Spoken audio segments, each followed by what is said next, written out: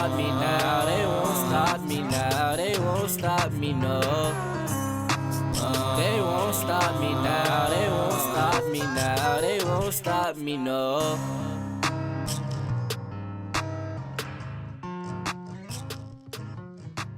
Hello and welcome back to We Are Mighty. We Are Mighty is a podcast dedicated in memory of my son Miles, aka Mighty, who was taken from us way too soon. And it's just a way of me sharing my grief journey, my life journey, as everything has changed for me. How y'all been? How's the last couple of weeks been for you? It has been absolutely crazy for me. So much has happened. So much has happened just today. But you know, I'm here and I'm just taking a moment to have a conversation with y'all. I hope y'all are doing well. I hope your journey is going well. I hope today is better than yesterday. I'm dealing with so many things right now. I have a sick dog, and our dogs are like family. We're trying our best to save him. Hopefully this will not be another grief journey to add on top of everything that we're already dealing with. But I am learning we have no control over it, and if it comes, it comes. And once again, it's a club that nobody wants to be a part of. So we're going to pray that my dog makes it through. Hopefully the next episode, I'll tell you guys that everything is fine and he's doing well. The big news, earlier this week, the young man accused of shooting my son was arrested. And I have to say, I thought that I would have more relief than I did. Now, I will say that I'm relieved he's no longer on the streets because, you know, I didn't know who this person was, and he could have been standing next to me somewhere and I would not have known. So in that sense, I'm glad he's no longer on the streets knowing what he did to my son. But on the other hand, people don't seem to understand the fight is just beginning. When the news broke, I had so many calls, text messages on social media, so many people even coming up to me on the street saying, "Aren't you happy? Aren't you excited?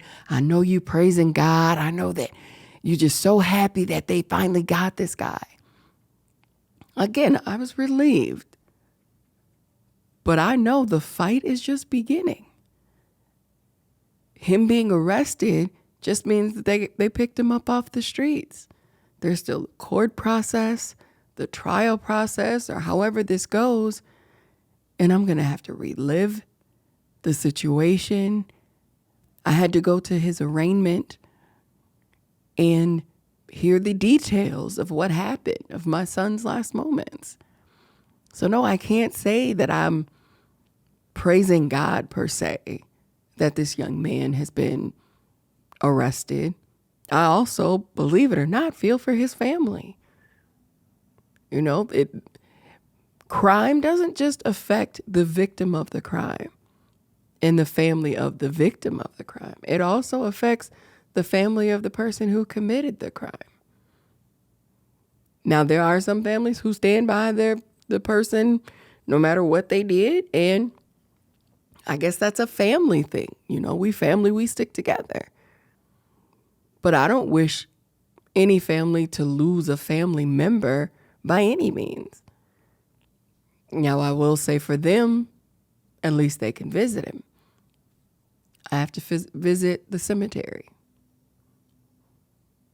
And it was interesting, after I got the call letting me know that the young man was in custody, I went out to the cemetery.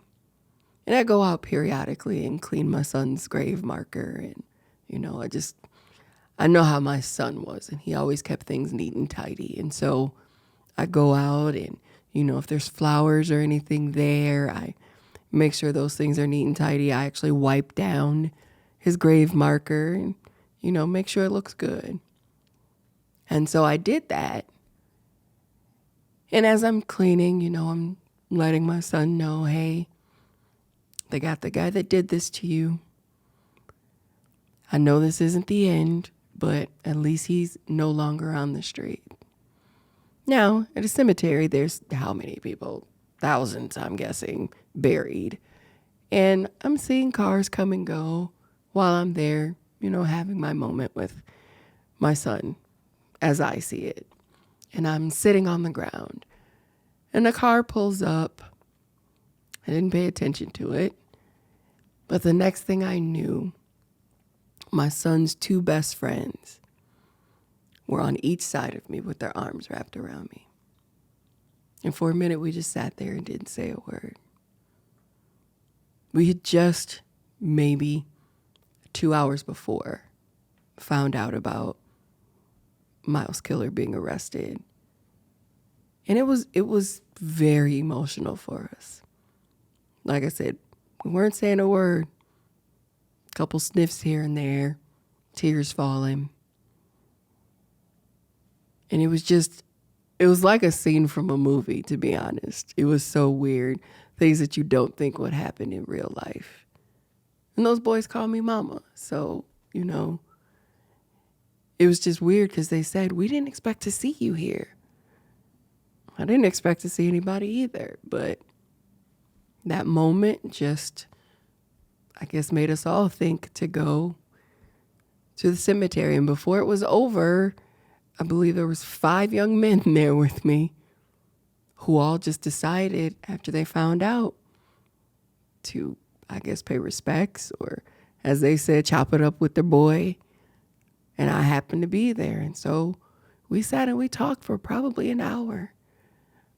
Talked about how funny he was, talked about how he was about his mama, how he was about his friends, his family.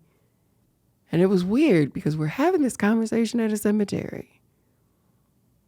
But it also was therapeutic. And I think those boys kind of needed that because they hadn't had a chance to talk some of the things out, some of the things that they were feeling as a result of losing Miles. And so I felt good to be able to be a listening ear for them on that day. Of course, they were upset. He's in jail. He can come and see his family, or his family can go and see him, but we can't see Miles. And I told them we can't think like that. We just can't. Vengeance is mine, saith the Lord, to paraphrase. And I know it's difficult for them, especially how close they were, because one of them, he and Miles were friends since 5 or 6. And they've been tight up until that night. They were together that night. So, like I said, I was glad to be able to be a listening ear for them on that day. And I left them there to chop it up with their boy. But it just was so surreal. And the feelings that I dealt with just on the day of knowing that that young man had been arrested was an emotional roller coaster. A little bit of happiness, a little bit of relief, a little bit of anger. I started telling everybody, I'm putting my war clothes on because this isn't the end. The fight is just starting. So no, I'm not celebrating. I don't know if I ever will celebrate. Because this situation, it just, all around, is just horrible. Like I said, it's horrible for both families, on both sides. And I don't know, how this young man's family feels. They probably don't care anything about me and my family. And that's fine. But I won't let that compromise who and what I am and what I feel. And I feel bad for them to have to go through their loved one possibly being put behind bars for an extended period of time is what I'm guessing, and what I'm hoping for. But it's still someone taken from their family. There's no winners in this situation. So we start with him getting arrested, and the very next day was his arraignment. Now, of course, I'm not going to miss a court date. I'm just that committed to this. And so I'm at his arraignment, and it was not a video thing. He walked into the courtroom, and I looked him in his face, and I felt nothing. I was absolutely numb. I didn't react.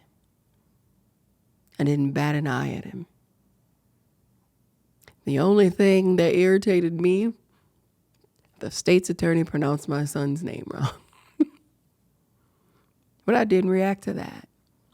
I sat in that courtroom poised and in control at that moment. I don't know if it was more in control than it was just, like I said, numb. And I listened to the details of my son's last moments.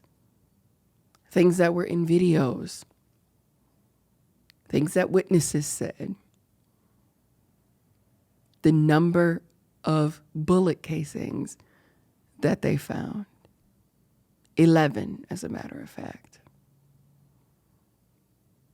I listened to all that information and I didn't react.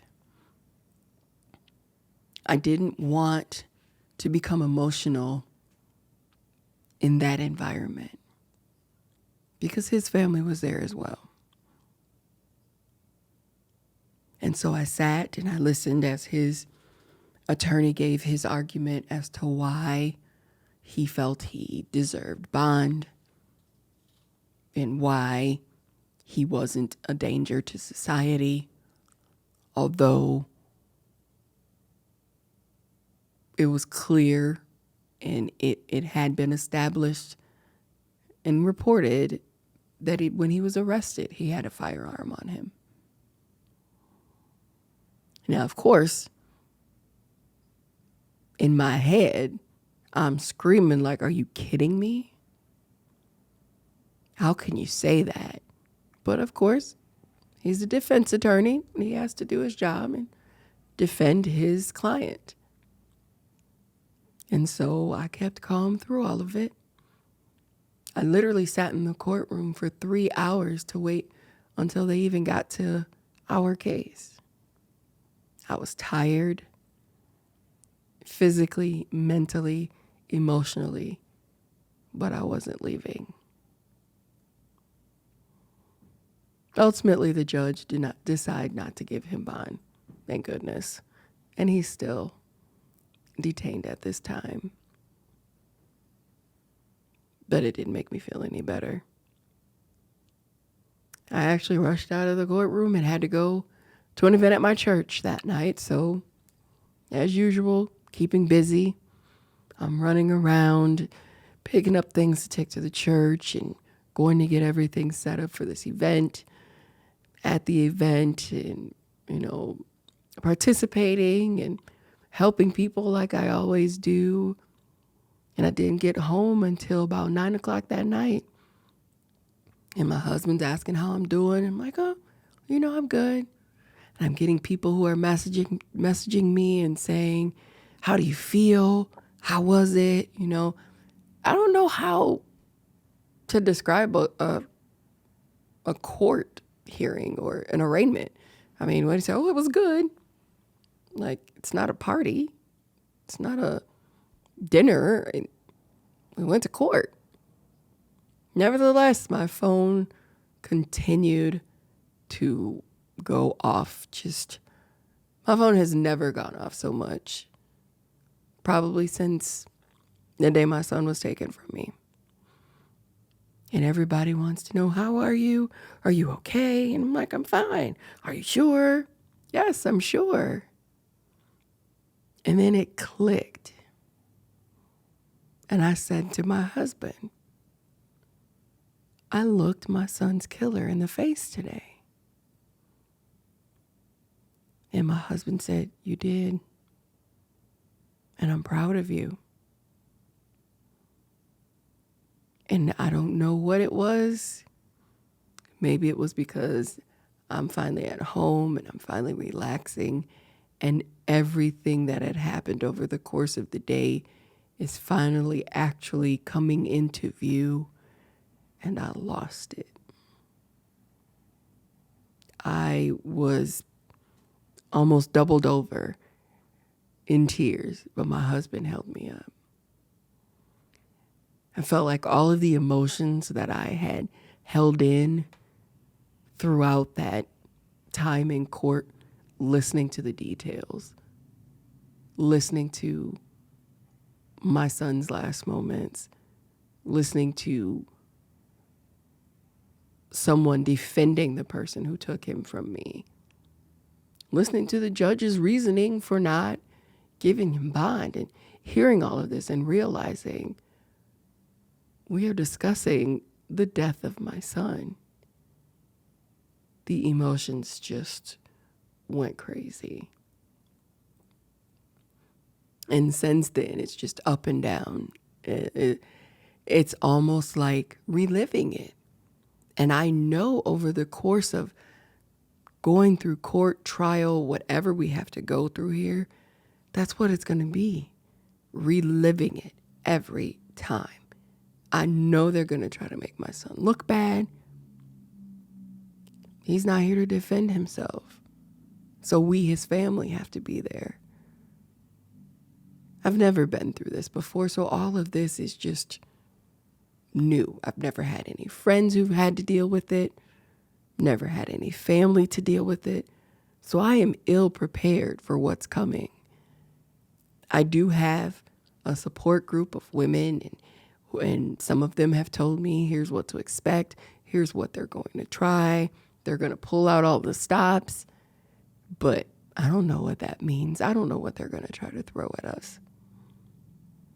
So I'm trying to just get myself mentally and physically strong for what is to come. And it just so happened the status hearing is set for the anniversary of my son's death. Hopefully, the state's attorney will be able to get that day changed. But like I told him, if it can't be changed, you best believe we're going to be there. I know this isn't going to be easy, but it's a fight. And one thing I know how to do is fight. With my words, with my thoughts, with my actions. And I don't necessarily mean by swinging or throwing punches. I can fight you intellectually. And most times I will win. So it's just another step, I guess, in this grief journey. Because my grief was caused by a crime. So now I have to deal with whatever comes our way. Whatever negativity is thrown at us. And we have to be strong. We have to stand strong. Not only do we have to stand strong, we have to be mighty. And that's all I keep thinking in my head when I deal with this stuff. When it comes up, when I have to go over in my head or I have a flashback or something, I gotta be mighty. It's the whole reason I'm doing this, is for mighty. And the reason they called my son Mighty is because he was only 5'5", first of all, same height as me. Short, stocky dude, but he was just mighty. Like he entered a room and he pulled your attention. Even as a young kid on the football field, smallest thing out there. But he was on defense and he would take them down. And he just was a force to be reckoned with. That's where he got that nickname, playing football. They called him Mighty from a young age up until an adult. If you were his friend and you were in the wrong, he would put you in your place. He had no problem with that. He thought he was my father. Loved to tell me, what do you think you're doing? But that was just Mighty. And so we have to stand strong like he would. I have to say, I'm proud of him for the things that he did accomplish in a short time on this earth. I hate that his time was so short, but I'm trying my best to move forward. I'm still living by the saying, you can't wait for life to not be hard anymore before you decide to be happy. So I'm still trying to be happy, even in this difficult week that I've had in having to see my son's killer for the first time, to see how indifferent he was, and then to think, unfortunately, of how the whole situation was between him and my son. There really could have been so many other people hurt because there were so many people at this party. My emotions are just all over the place. Even like right now, just in having saying there were so many other people, in my head I'm hearing, so why my son? You know, somebody told me we can't question death. We'll never understand it. And I agree with that. I'll never understand, not just my son, so many countless other young people that have been taken from us, older people that have been taken from us, nice people. I'll never understand it. And by the time we understand it, it'll probably be our time. So I'm not trying to.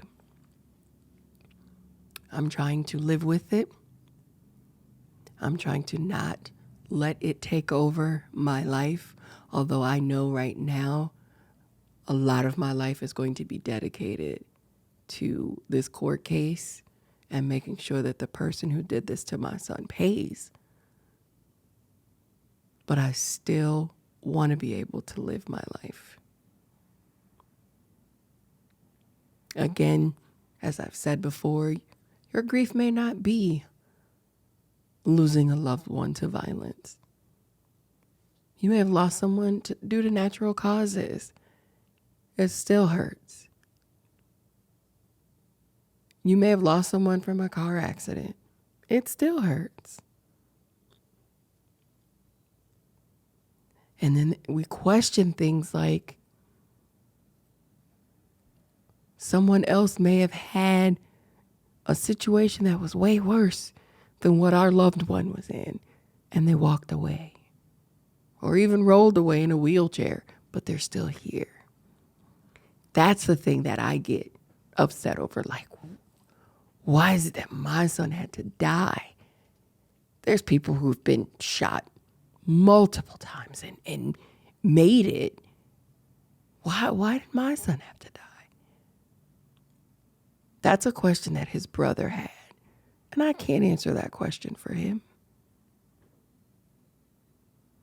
I can't answer that question for anyone.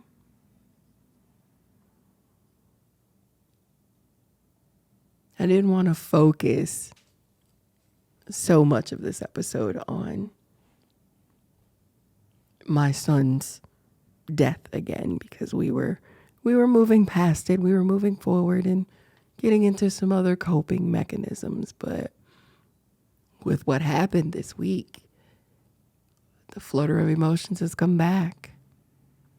I'm not as angry as I was, but I'm angry. This guy was the same age as my son. same age, made a snap decision that affected the lives of so many other people, including himself and his family. So how can I have anger towards his family? They didn't put the gun in his hand. Even if they put it in his hand, they didn't pull the trigger. They didn't say aim it at my son. At least I hope they didn't. I can't speak for them. But I'm not the beef type of person. Oh, we got beef now because your son did this to my son and, your son deserves. That's a never-ending cycle and nobody wins. Nobody. Not the victims, not the person who committed the crime, not the person who feels they need to retaliate against the person who committed the crime, because then someone else will retaliate against you, and it just continues and continues. I actually was talking to the chief of police, and she said, I wish I could get all of these mothers together, not just the mothers of victims of crimes, because when you get the mothers of victims of crimes, you actually end up with some mothers who your child killed my child, and then somebody else killed your child, and it's all because of the same thing, but we're all in this same club to have lost our child. What is the reason to have animosity against each other? And we're all dealing with the same type of grief. I guess I'm unique from what I've been told. I don't believe that. I don't believe that every mother in that type of situation would have an issue with other mothers. Maybe I'm naive. Maybe I just have wishful thinking. It has to stop somewhere. It has to stop somewhere. The cycle of violence is getting out of control. And it seems like it's all over the country. I can't just say it's in my city. We're not far from Chicago. I can't just say it's in Chicago. It's just the generation that we're living in. It's wild. I feel like a lot of things changed after COVID. A lot of expectations honestly dropped. We don't expect excellence like we used to. Even in the service industry. You go to a fast food restaurant right now, customer service is non-existent. They act like you bothering them while they're on their job. Your job is customer service. So it's just this day and age. And I don't know if we can ever go back to a more respectful age, but I'm definitely praying for it. I'm definitely praying for an end to at least this type of grief. Mothers should not be grieving their sons and daughters. Parents should not have to bury their child that was taken from them at the hands of another. Sickness is another thing. Car accidents, all that's another thing. But being taken away from your parent at the hands of another, that shouldn't be something that we have to deal with. Literally feeling sick to your stomach because you had to see the person who took your child from you. It shouldn't be a thing. I pray it at least becomes less and less until the cycle ends. And I'm going to fight for it to become less and less until the cycle ends. I'll start in my city, and then I'll go as high as I can. I'll do everything in my power.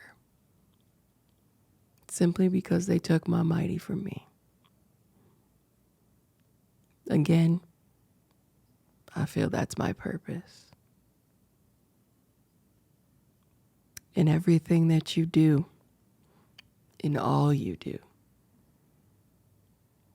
be true to yourself. Be strong and be mighty. Thank you for joining me this week. We are here every other Friday, everywhere that you watch or listen to podcasts. If you'd like to join me, if you'd like to be a guest on one of our podcasts, please email me at wearemighty24@gmail.com. Oh, we got guests coming. Y'all just be ready for it. I'll see you next time. They won't stop me now, they won't stop me now, they won't stop me, no.